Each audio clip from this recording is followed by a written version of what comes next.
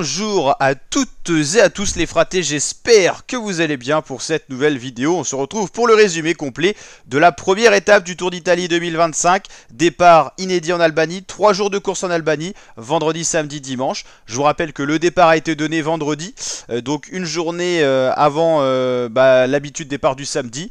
Il y a le droit tout simplement à des exceptions. Tous les 4 ans, il y a le droit de faire un départ avancé et ça a été le cas donc pour cette première étape. Alors le profil a disparu, mais on va vous faire le résumé quand même. Donc 160 km au programme, l'échappée a eu du mal dans un premier temps à se constituer. Là on voit le peloton groupé. Petit à petit des coureurs se sont extirpés à l'avant et c'est finalement 5 coureurs qui ont donc constitué l'échappée matinale. 2 équipes majoritaires pour rouler dans le peloton. La Lidl Trek pour Mads Pedersen qui peut espérer être le premier maillot rose et la Visma Leise the Bike de Wout van Aert ou même d'Olaf Koch. Tout dépendra les sprinters qui arriveront à passer les différentes ascensions du jour. Il y en aura 3 quand même. Une 35 d'avance pour les échappés. On va aller justement voir l'identité des coureurs en tête. On a Alexandro Verret pour la Arkea, Sergio Moniquet, le belge de la Cofidis qu'on voit à l'avant là qui est en train de prendre le relais. Taco van der Horn pour la Intermarché, Tonelli et Tarozzi pour les petites équipes italiennes. Donc 5 coureurs à l'avant, 3 Italiens, Verret, Tonelli, Tarozzi et Monique van der Horn pour compléter ce groupe de 5.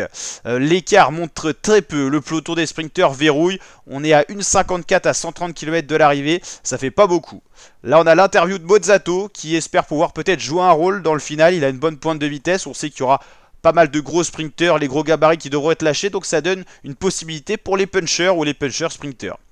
La Visma Leise the Bike qui roule pour Wout van Aert, ils sont d'ailleurs bien alignés, 1,40, hein, le peloton ne veut pas laisser les échappés prendre trop de champ. Première ascension de ce Giro, le Grassen à 9 km 6 d'ascension encore au moment où on regarde cette difficulté. Les 5 hommes de tête toujours là. 1 minute seulement d'avance à 87 km de l'arrivée, le peloton ne prend aucun risque pour contrôler cette échappée. Le tempo n'est pas si élevé que ça, c'est Steven Kruijswijk avec son gabarit épaule large qu'on voit. Le groupe de tête qui s'est un petit peu attaqué, c'est un petit peu désorganisé. C'est Alexandro Verret qui est parti tout seul, ça ne montait pas assez vite selon lui. Et finalement on va retrouver 4 coureurs en tête de la course. Taco van der Horn va être lâché puis repris par le peloton. Alors est-ce qu'il avait plus d'énergie ou est-ce que simplement il a senti que ça allait pas aller au bout?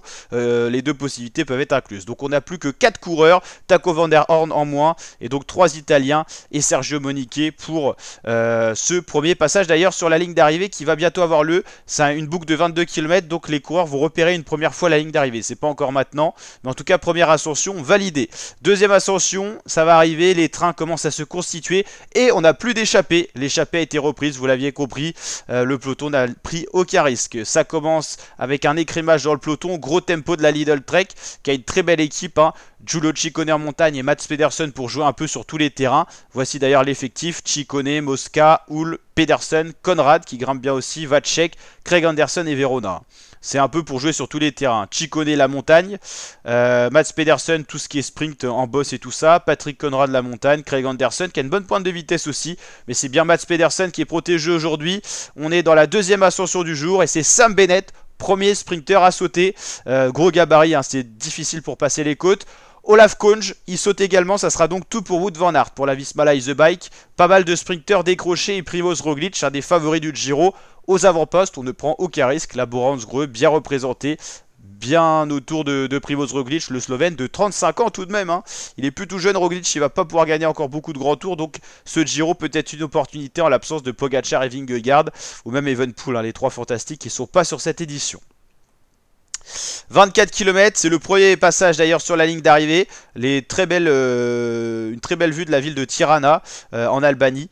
Ça fait une belle pub pour l'Albanie, hein, ce départ de Giro, c'est assez conséquent, hein. 22 degrés, c'est un peu nuageux mais des conditions parfaites, ni trop chaud ni trop froid, pas de vent, pas de pluie. C'est vraiment des conditions parfaites pour débuter ce Giro. Pas trop de chute justement, ça c'est un point positif. Lidl Trek toujours aux avant-postes qui font le boulot. Il doit avoir une grosse confiance en Mads Pedersen qui doit vraiment rassurer son équipe sur ses capacités, hein, parce que ça roule bien. Attention, un autre sprinter pour l'Alpecin de Koenig qui est à 2 doigts de sauter là. C'est on va voir, c'est Caden Groves, voilà, on va y arriver. Voilà, peloton qui est de plus en plus écrémé, hein. Dorian Godon qui a une bonne pointe de vitesse, qui saute également. C'était à la deuxième chance après Sam Bennett, et bah il n'y en a plus. Hein. Max Canter, sprinter de la Astana, c'est pareil, ça saute. Ayuso pas très bien placé.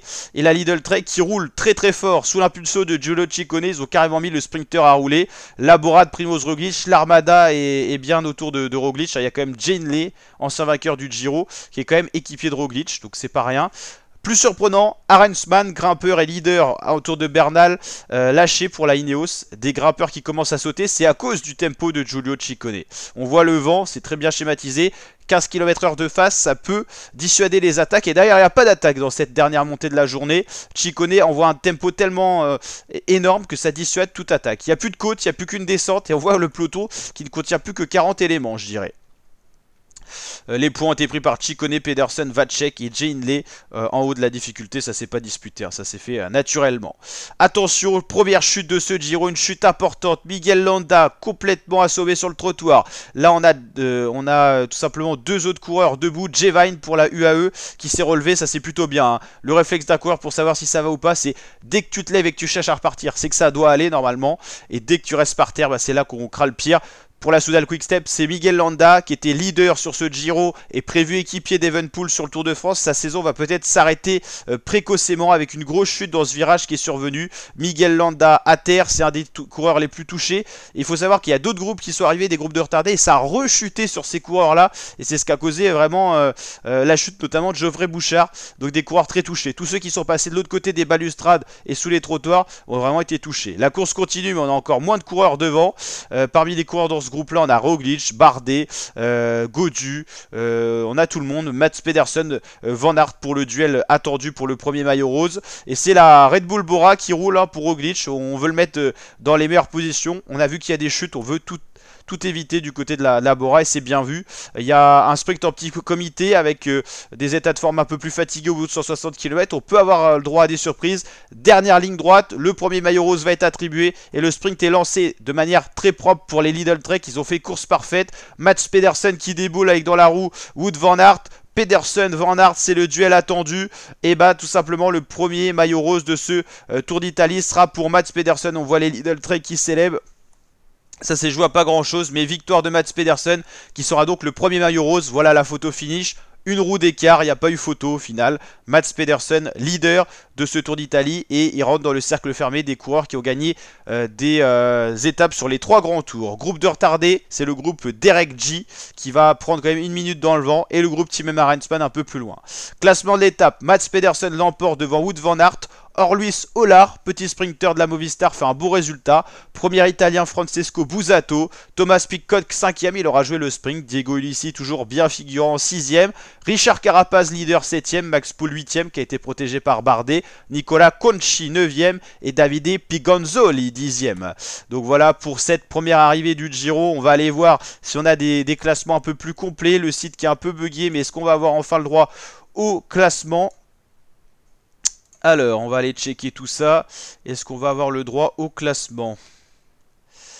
Là, c'est les horaires.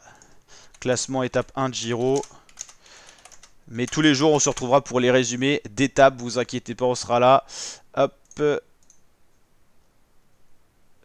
Le top 10 de l'étape, vous l'avez compris. Mats Pedersen sera le premier maillot rose. Mais je voulais voir pour les autres maillots distinctifs. Mais on n'a pas l'air d'avoir la chance d'avoir un site du Giro qui fonctionne plutôt bien. Est-ce qu'on va avoir les classements? Ça serait vraiment top.